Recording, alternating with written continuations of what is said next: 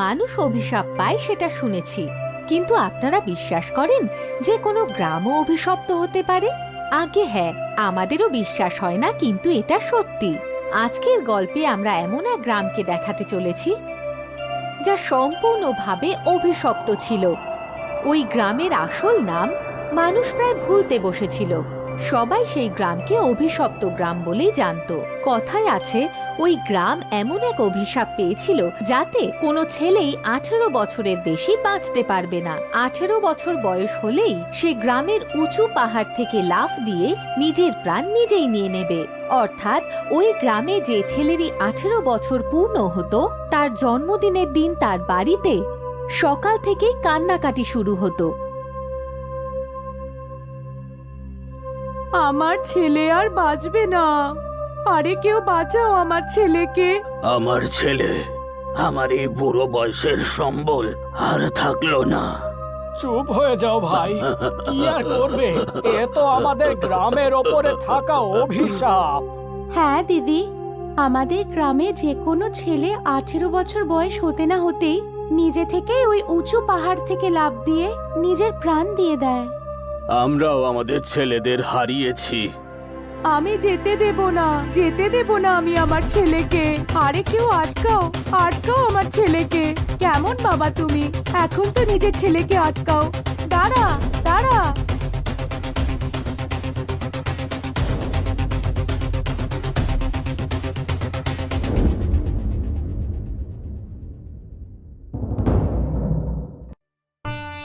বা পূজা, এই গ্রামে তো বেশ মজা। তোমরা কতটা লাকি যে এত সুন্দর গ্রামে থাকো, আর আমায় দেখো শহরের ভিড়ের মধ্যে। এটাই যদি হয় তাহলে রাহুলকে খুব তাড়াতাড়ি বিয়ে করে এর গ্রামে এসে বসবাস করো। তুমিও প্রমোদকে বিয়ে করে নাও, আমরা দুজন বন্ধুই এই গ্রামে একসাথে থাকবো। আমি তো এমনিতেই এই পাশের গ্রামেই থাকি। বিয়ে করে আমাকে ব্যাস একটা বর্ডারই ক্রস করতে হবে, ব্যাস। তার আগে প্রমোদ হ্যাঁ তো বলুক। আরে আমি তো সেই কবে থেকেই হ্যাঁ বলে বসে আছি, যেদিন আমি তোমায় প্রথমবারের জন্য দেখেছিলাম। ব্যাস শুধু আমার মা বাবা একবার হ্যাঁ বলে দিক, আর কোনো চিন্তাই থাকবে না। মা বাবা রাজি কেন হবেন না? তুমি তোমার 18তম জন্মদিন পালন করতে গ্রামে যাচ্ছ। মা বাবার কাছে জন্মদিনের উপহার হিসেবে এদের দুজনের কথা বলো, ঠিক রাজি হবেন।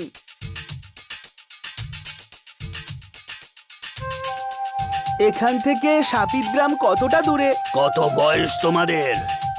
বাবা, ও কালই 18 বছরের হয়ে যাবে, আর আমি দুদিন বাদে নিজের বার্থডে পালন করতে গ্রামে এসেছি। পালিয়ে যাও, পালিয়ে যাও, ফিরে যাও এখান থেকে। এই সপিত গ্রামে কেউই 18 বছরের বেশি বাঁচেনি। পালিয়ে যাও। তোমরা নিজেদের জন্মদিন নয়, মৃত্যুদিন পালন করতে এসেছো। পালিয়ে যাও, পালিয়ে যাও। এসব উনি কি বলছিলেন? আরে উল্টো পাল্টা কথা বলছিল। হ্যাঁ, যদি 18 বছরের পর কেউ না বেঁচে থাকে, তাহলে আমার বাবা কি করে বেঁচে আছে? 45 বছরের হয়ে গেলেন। হ্যাঁ, কিন্তু ওনার কথায় কিছু তো সত্যতা আছে। এমনি কেউ মিথ্যে কথা বলে নাকি? একটা কথা বলো, এই গ্রামের নাম অভিশপ্ত গ্রাম কেন?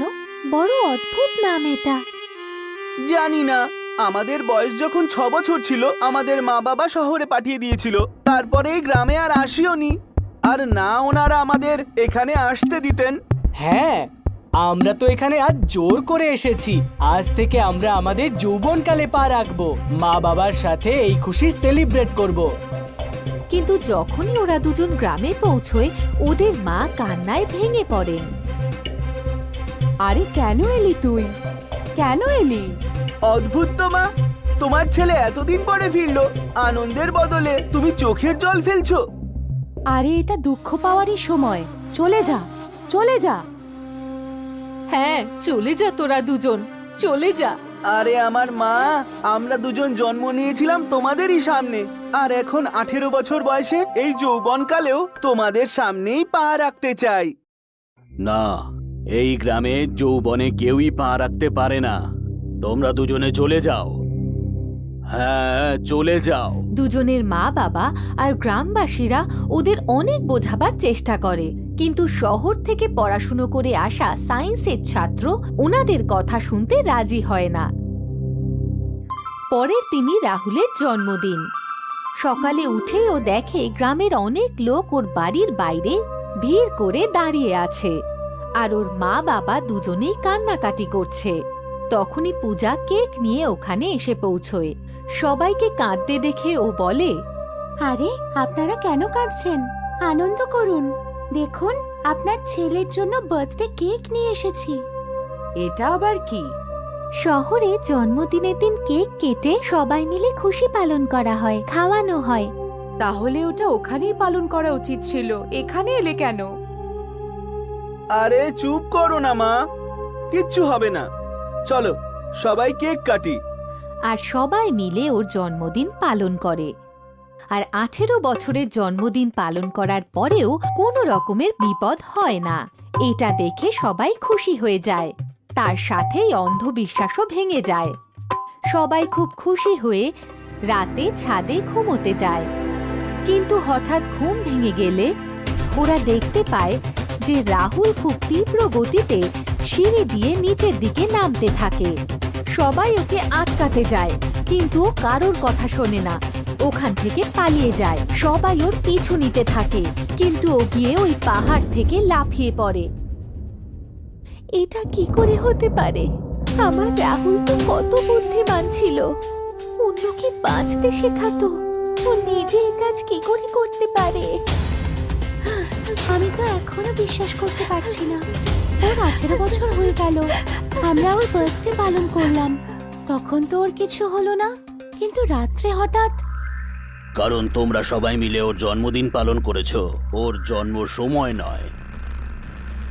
হ্যাঁ, ওর জন্মের সময়টা এইরকম রাতেই হয়েছিল।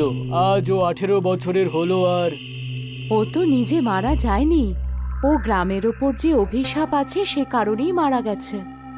আর তুই কি নাটক করছিস? তুই জানিস না তোর গ্রামেরই অভিশাপ লেগেছে আমাদের গ্রামের? আমার গ্রামের? হ্যাঁ, যা পালা এখান থেকে, আমাদের বাচ্চাদের জীবন নষ্ট করতে এসেছে, পালা। এমন করে বলো না মা, আমি যে ওকে বিয়ে করতে চাই। আরে তুই বেঁচে থাকবি তারপর